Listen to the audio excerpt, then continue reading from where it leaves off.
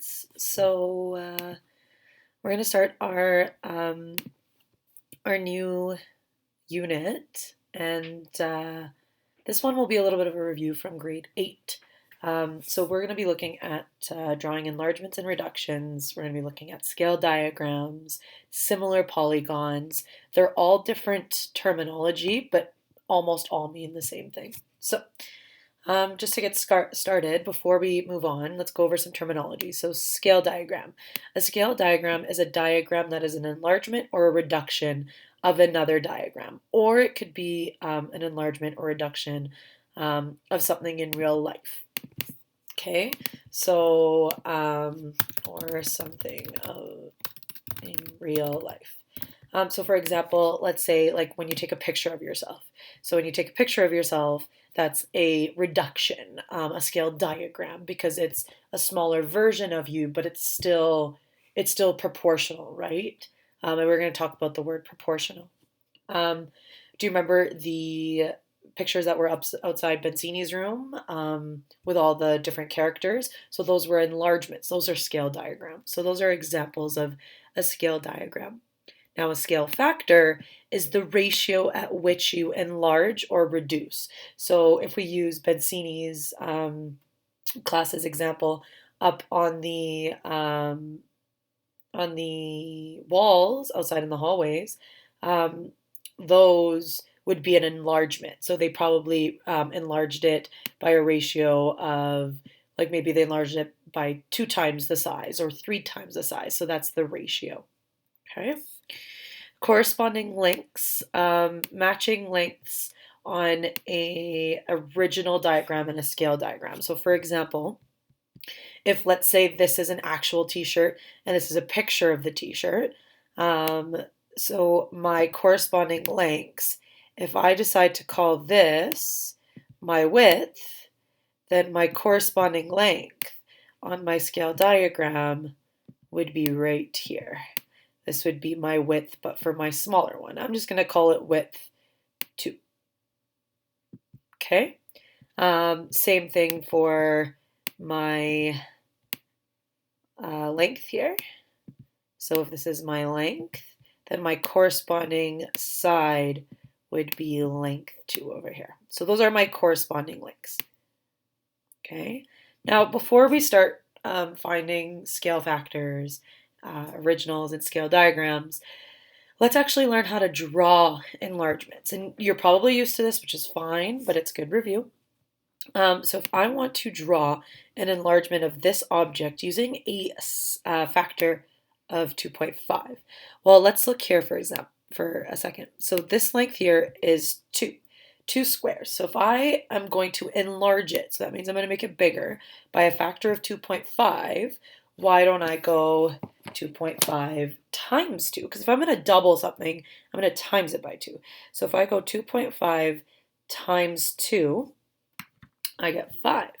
So 2.5 times, actually, you know what? I'm going to do it right here. 2.5 times 2 gave me 5. So that's what this new length is going to be. And I'm going to times 2.5 by every other length here to enlarge. So 1, 2, 3, 4. So that side length is 4. So 4 times 2.5 is 10. So that's going to be that side.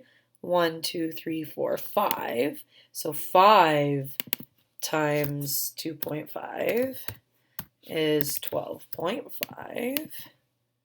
So I'm just enlarging each side length. These ones are easy because this was 1, 2 is the same as this, 2, 1, and 1.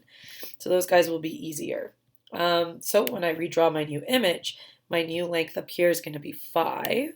So 1, 2, 3, 4, 5. My new length here is going to be 10.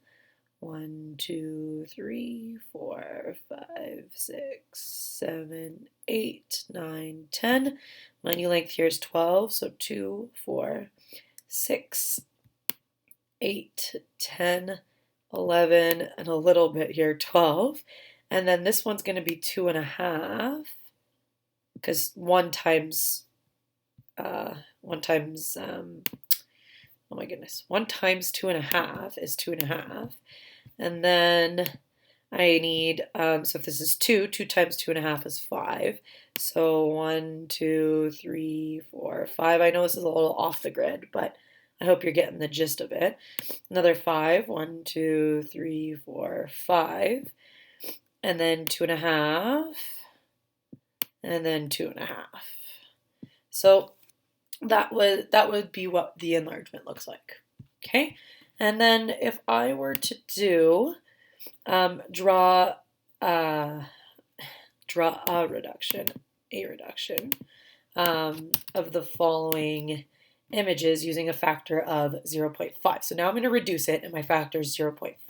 So that's half of it. So because this is a reduction and it's half, I just need to choose one of the images. So I think I'm going to choose the trapezoid here.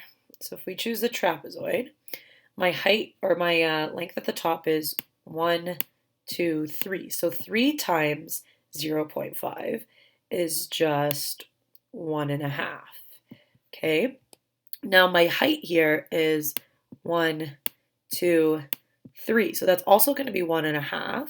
But my side length here, 1, 2, 3, 4, 5. 5 times 0.5 is, oh my goodness, 5 times 0.5 is 2.5. So I got 0.5, 1, 2.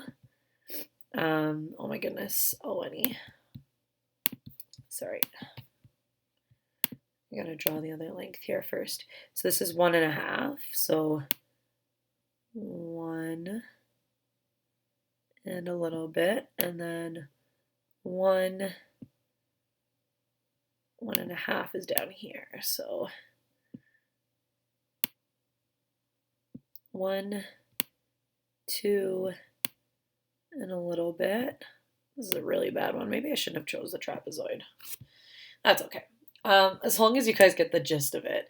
So you got to take your certain side lengths and times them by a half. If I were to do an easier one, so let's say the square, if I were to do the square, each side length is 3, so 3 times 0.5 is 1.5, so that's 1.5, 1.5, 1.5, 1.5. So this is my reduction. Okay. And then last but not least is if I have a ratio. Now you guys have seen ratios before. And in cases of scales, the first number is always the length that is drawn versus the actual length. So for every actual length, this is how much we're going to draw. So we are going to use the rectangle. Let's use the rectangle. So what my scale means, so it says scales can be written as ratios where drawn length to actual length. So this is my actual one. I'm going to draw my diagram. So this means for every 2 squares, I'm going to draw 3 squares. So if there's 2 here, then I'm going to draw 3. 1, 2, 3, and then there's 1 left. Well, what's half of 3? 1.5. So 1.5. So that's the first side length. Now, this one over here, so again, for every 2 squares in actual length, I'm going to draw 3. So 1, 2, I'm going to draw 3 squares. So 1, 2, 3. And then 1, 2, I'm going to draw 3 squares again. 1, 2, 3. And then given this 1 square, well, that's half of 2. right? So if I had 1 square, then I had to divide this by 2. So if I divide 3 by 2, I get 1.5. So that's 1.5 squares. Bam. This is my rectangle enlarged. Okay.